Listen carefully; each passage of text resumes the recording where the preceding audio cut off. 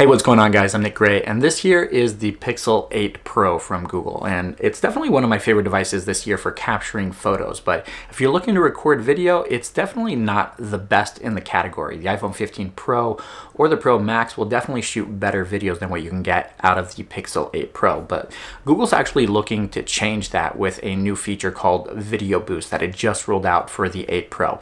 It's not available on the cheaper Pixel 8, which is kind of a bummer, but with artificial intelligence and uploading the videos to Google Photos, it's doing online processing for these videos to automatically boost the overall brightness of the videos, image stabilization, and also the dynamic range.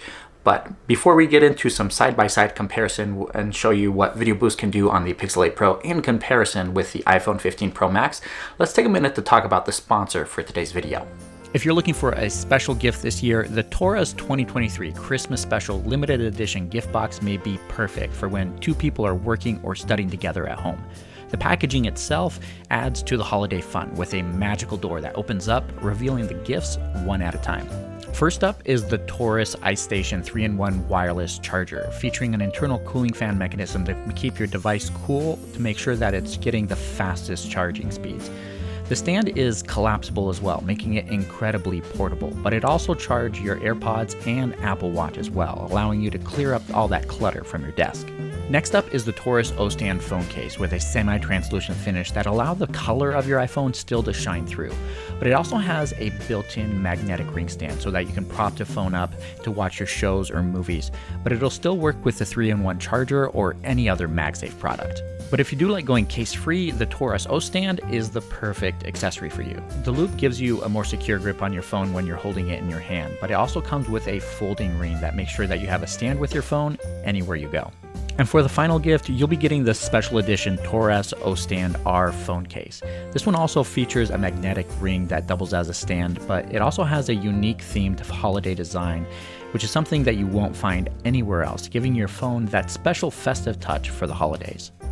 For more details about the Taurus 2023 Christmas Special Limited Edition gift box, make sure you check out the link in the video description below. And now let's get back to the Pixel 8 Pro and its new Video Boost feature to see how it compares against the iPhone 15 Pro Max. Let's take a look. Now, using the Pixel 8 Pro's Video Boost feature is probably best suited for low light situations at night when you can boost and bring in a lot more light in the situations. But honestly, in situations like this, during the daylight, when there is a lot of contrast, when you have blue skies and a bright sun, Video Boost should do a lot here in order to improve the dynamic range here, bringing up details in the shadows that might otherwise be lost, especially when you have high contrast situations like this with the sun directly behind me and my face in the shadow. I'm going to move over to the shadows here and just give you an idea of what this can do. Video Boost on the Pixel 8 Pro might not be the best in terms of overall video quality, just because it does reduce the overall contrast that you have between the light and the dark areas, and a lot of us are typically used to having those high contrast situations. But if you are focusing on the person and just want to make sure that the person in the shot is as visible as possible, Video Boost might be the feature that you want to turn on when capturing video in situations like these. And this here is going to be a look at what the Video Boost feature does when looking directly into the sun on a winter afternoon. The sun is still pretty high up into the sky, so it's going to be interesting to see what that does later on in the day once the sun gets a little bit lower and the contrast here jumps up significantly. And this here's another example going from a bright scene to something with a lot of contrast here between the sky and the alley. Moving in, you should be able to see a lot more detail on the Pixel 8 Pro, but again, you really can't tell until after this is processed, which is going to take between an hour to two in order to see that. Now, as mentioned before, Video Boost is only available on the Pixel 8 Pro, not the cheaper Pixel 8. And it's also only available on the main camera, not the ultra wide, the zoom cameras, or that selfie camera. So if you do want to record video of yourself with Video Boost turned on, just to make sure that you have the best dynamic range possible on the phone, you're going to have to flip the phone around and stare at the back of the device and hope that you're framed perfectly in the shot. And of course, with Video Boost, you do get an improvement in optical image stabilization for the shot. So we should see a little bit better stabilization here between the video showing with Video Boost as opposed to the one without on the Pixel 8 Pro. And let me know what you think of the results, and if you think this is pretty much what you get out of the iPhone 15 Pro Max, or if Google still has a ways to go.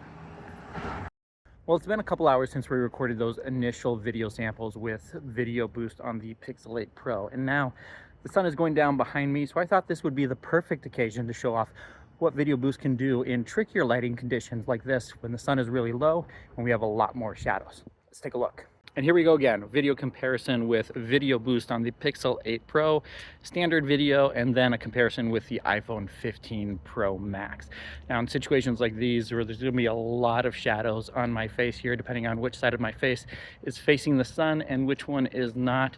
And then as the phones move into the shadow of my head here, you should be able to see my face, hopefully, but let me know what you think with Video Boost turned on the Pixel 8.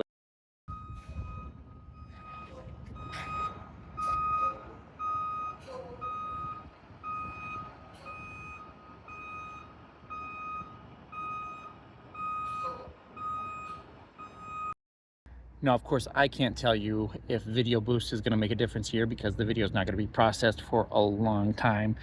But as far as the Pixel 8 Pro versus the iPhone 15 Pro Max goes, the results here look very similar, though the iPhone is a little bit brighter, though it doesn't really look like it has that much better dynamic range.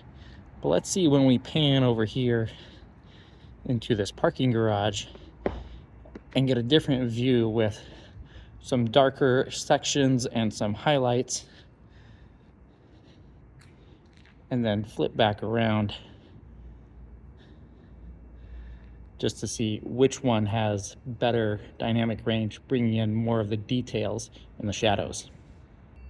Now, so far with the video clips that I have seen with Video Boost, a lot of the times what you get is a much brighter video, but also a lot less contrast. And when you put it side by side with something from an iPhone, that typically doesn't turn out as well. It just doesn't look as nice or as crisp as what it does with the standard video on the Pixel 8 Pro when compared to Video Boost. That being said, in trickier lighting conditions or when it's extremely low light, and you're trying to capture video of a person and you want to make sure that that person is visible, having Video Boost in those situations probably is the best scenario possible, just because you're actually able to see the subject of the video. It really doesn't matter a lot of times when you're just looking at some background scenery, when you're just trying to show off the area around you. But when you're trying to get a person in the shot and make sure that that person is visible, Video Boost is going to be a good option for situations like that.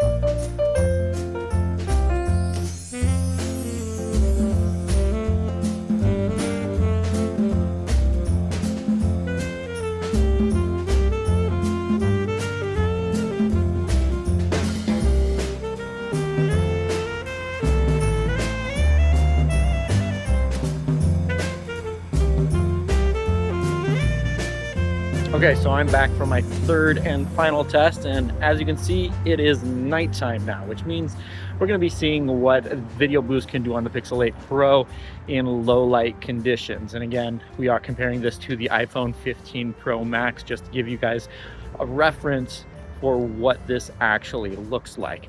Honestly, if you just go back a couple of years for even high-end devices like the iPhone and Pixel, low light video really wasn't that good 3 to 4 years ago, and it's come a long ways, as you can see on the iPhone and the regular Pixel 8 Pro video. But now that we have Video Boost, honestly, in situations like this, you can shoot pretty much anything that you want. Of course, this is going to be a little bit different when there's absolutely no light, and as I've seen before with some of the other videos that I've done with Video Boost, it does play a little bit with the color tones in situations like this, leaning a little bit more towards the reds when you have any form of red in the scene at all, which is a little bit weird, but let me know what you think of the results in the comments. Now, when you live in a city, there really aren't a whole lot of places that are completely dark, even at night, but the back end of a parking garage is probably a good place to look. As you can see here, it is extremely dark, and it's getting a little bit grainy with the video on the iPhone 15 Pro Max, but I can barely see the screen on the Pixel 8 Pro. Actually, when you enable video boost mode, it actually turns down the screen brightness. Not sure why. It might not be processing the HDR as it typically does, but it'll be interesting to see what the final result is once video boost is enabled. And last but not least, let's not forget about video stabilization. The Pixel 8 Pro typically has decent performance, but in low light, it doesn't do very well. Let me know what you think of the results with video boost, because honestly, I'm not going to be able to see the results for a couple of hours now, because honestly, that's probably the biggest hurdle to using video boost on the Pixel 8 Pro, is that you have to wait 20 minutes at the least and up to 4 hours. I've seen so many videos now processed in 2 to 3 hours, which means if you're capturing videos with video boost, you got to be ready to wait a long time in order to use those and share them with your friends. Since it is incredibly cold out here, I'm going to say this test is well and done. Let me know what you think of the results in the comments below, and whether or not you think video boost is a good addition to the Pixel 8 Pro. It'll be interesting to see how this feature evolves over the next couple months for years. Honestly, I think the biggest hurdle right now, as I just mentioned, is probably the processing time that you have with video boost. Not being able to use those videos immediately is definitely a huge drawback when compared to any other device that can capture HDR video on the fly. Thank you guys so much for watching, and I'll catch you in the next one.